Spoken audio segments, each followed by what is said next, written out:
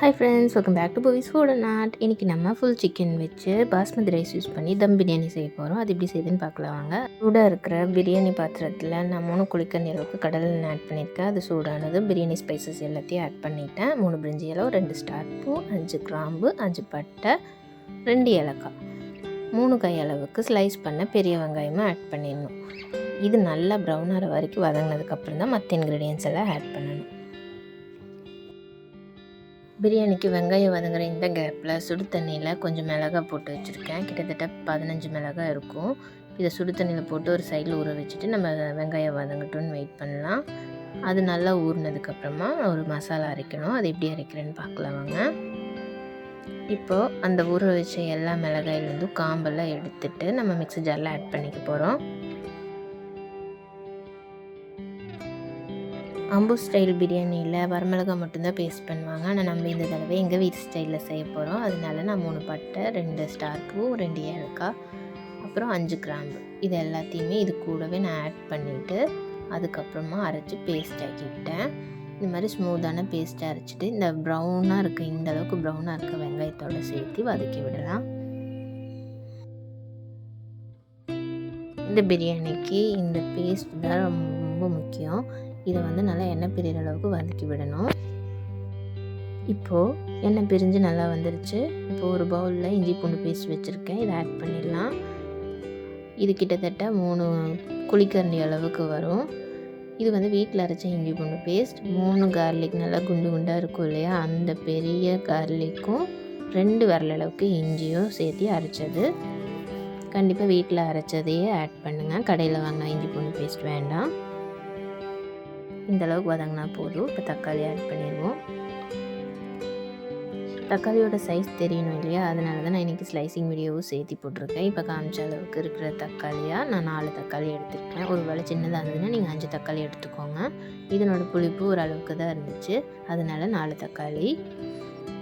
இப்போ இதை நம்ம மசாலாவில் ஆட் பண்ணி நல்லா வதக்கி விட்டுடலாம்.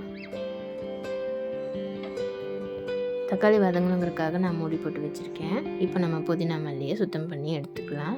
நல்லா வாஷ் பண்ணி சாப் பண்ணி வச்சுருக்க மல்லி 1/2 கைப்பிடி, புதினா 1 கைப்பிடி, இந்த அளவுக்கு எடுத்துக்கோங்க. அப்போ தான் நல்லாயிருக்கும்.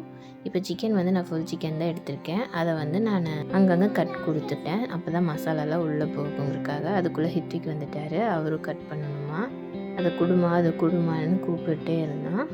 சரி நான் அவன் பண்ணட்டும்னு விட்டுட்டேன்.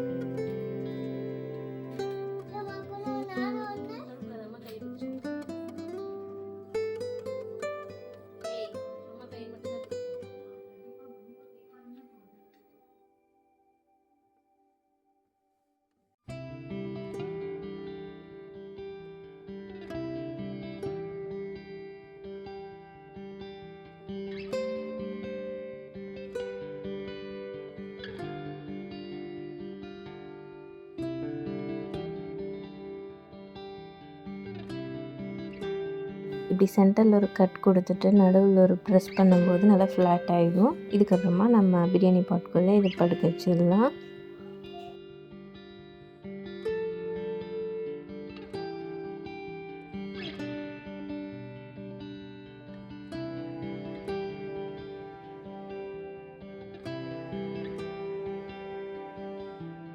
இப்போ தக்காளி நல்லா வதங்கிடுச்சு. நம்ம புதினா மல்லி இதில் சேர்த்து நல்லா வதங்கினதுக்கப்புறமா தான் சிக்கன் போடணும்.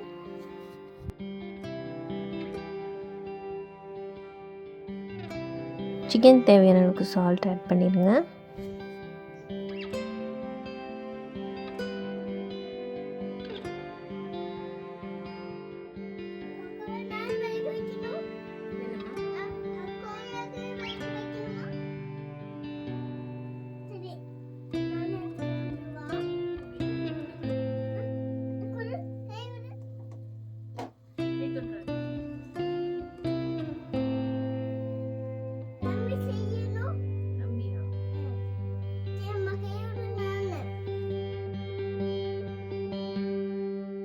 மசாலாவை நான் சிக்கன் மேலே எல்லாத்தையுமே எடுத்து போட்டுட்டு ஒரு 10 நிமிஷம் மூடி போட்டு வேக வச்சுட்டேன்.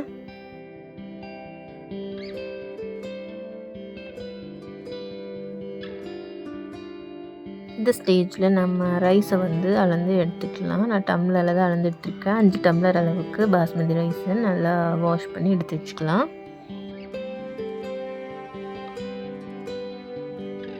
இப்போ சிக்கன் ஓரளவுக்கு கலர் சேஞ்ச் ஆகிருக்கும். இந்த அளவுக்கு கலர் சேஞ்ச் ஆனால் போதும், ரா ஸ்மெல் எதுவும் வராது. நான் இதை அந்த சைடு திருப்பி போட்டுட்டு அதுக்கப்புறமா தேவையான அளவுக்கு தண்ணி ஆட் பண்ணி போகிறேன். இன்னொரு 3 நிமிஷம் அது அதே ஹீட்டில் இருக்கட்டும். நம்ம தேவையான அளவுக்கு தண்ணி ஊற்றிடலாம். அவ்வளவுதான். நம்ம இப்போ தேவையான அளவுக்கு தண்ணி ஆட் பண்ண போகிறோம். 1 டம்ளர் பாஸ்மதி ரைஸ்க்கு நம்ம தம் ஸ்டைலில் செய்ய போகிறதுனால 1க்கு 1.5ங்கிற அளவுக்கு தண்ணி ஊற்றணும். நான் 5 டம்ளர் அளவுக்கு பாஸ்மதி, அதனால் கரெக்டாக 12 டம்ளர் அளவுக்கு தண்ணி ஆட் பண்ணணும். இப்போ ரைஸ்க்கு தேவையான அளவுக்கு சால்ட் ஆட் பண்ணிடலாம்.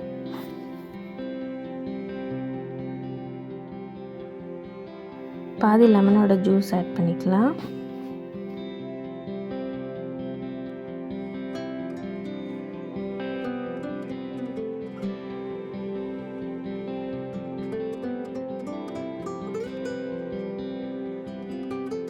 இப்போ இந்த சால்ட்டு நல்லா கலக்கிற அளவுக்கு மிக்ஸ் பண்ணி விட்டுட்டு, அந்த சிக்கனை சுற்றினாலே தண்ணியும் சேர்ந்து சுற்றுது பாருங்கள். இந்த அளவுக்கு மிக்ஸ் பண்ணி விட்டால் போதும். நல்லா சால்ட்டு கரைஞ்சிடணும். நல்லா கொதி வரும்போது நம்ம ரைஸ் ஆட் பண்ண போகிறோம். இந்த அளவுக்கு கொதி வந்துடுச்சு. இப்போ ரைஸ் ஆட் பண்ணிட போகிறோம்.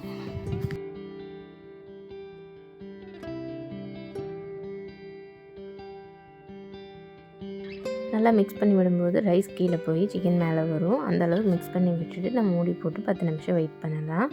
கண்டிப்பாக மீடியம் ஃப்ளேமில் தான் வைக்கணும். அந்த சைடில் ஒரு தோசைக்கல் வந்து தம்க்காக நான் சிம்மில் வச்சுருக்கேன். இது நல்லா மிக்ஸ் பண்ணி விடுங்க. அப்போ தான் சீக்கிரமாக தண்ணி எவாப்ரேட் ஆகி ரைஸ் குக் ஆகி வரும்.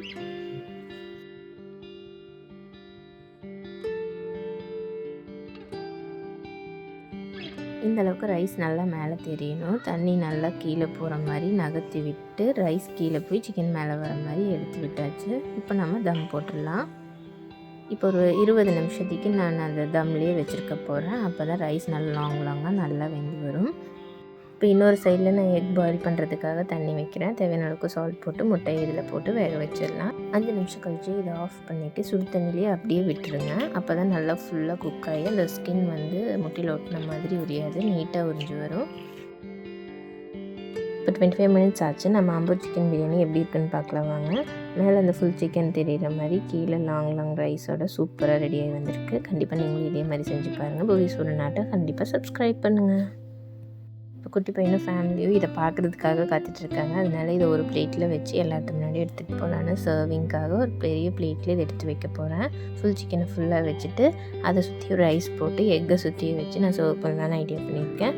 நீங்களும் இதே மாதிரி ட்ரை பண்ணி பாருங்கள். அந்த ஃபுல் சிக்கன் பார்க்கும்போது குழந்தைங்களுக்கு ரொம்ப பிடிக்கும், எக்ஸைட் ஆவாங்க. இதே மாதிரி புது ரெசிபிஸ் வேணும்னா பூவிஸ் ஒரு நாட்டை கண்டிப்பாக சப்ஸ்கிரைப் பண்ணுங்கள். நான் 25 மினிட்ஸ் தம்மில் வச்சுருந்தாலும் அது கொஞ்சம் கூட கீழே அடி பிடிக்கல பாருங்கள். அதுக்கு காரணம் நான் ரொம்ப சின்ன பர்னரில் தான் தம் வச்சுருந்தேன். நீங்களும் இதே மாதிரி செஞ்சு பாருங்கள். இது சாப்பிடவும் ரொம்ப டேஸ்டியாக சூப்பராக இருந்துச்சு. நீங்களும் இதே மாதிரி ட்ரை பண்ணுங்கள். இந்த ரோஸ் வந்து நம்மளோட பூவிஸ் ஒரு நாட்டோட சிக்னேச்சர் ரோஸ். அதனால் ஆசையாக இந்த ரெசிபிக்கு வைக்கணும்னு வச்சுட்டேன். இது எப்படி இருக்குன்னு என்னோடய பிளேட்டிங் பற்றியும் கமெண்ட்டில் சொல்லுங்கள். இந்த ரெசிபி பிடிச்சிருந்துச்சுன்னா கண்டிப்பாக லைக் அண்ட் சப்ஸ்கிரைப் பண்ணுங்கள்.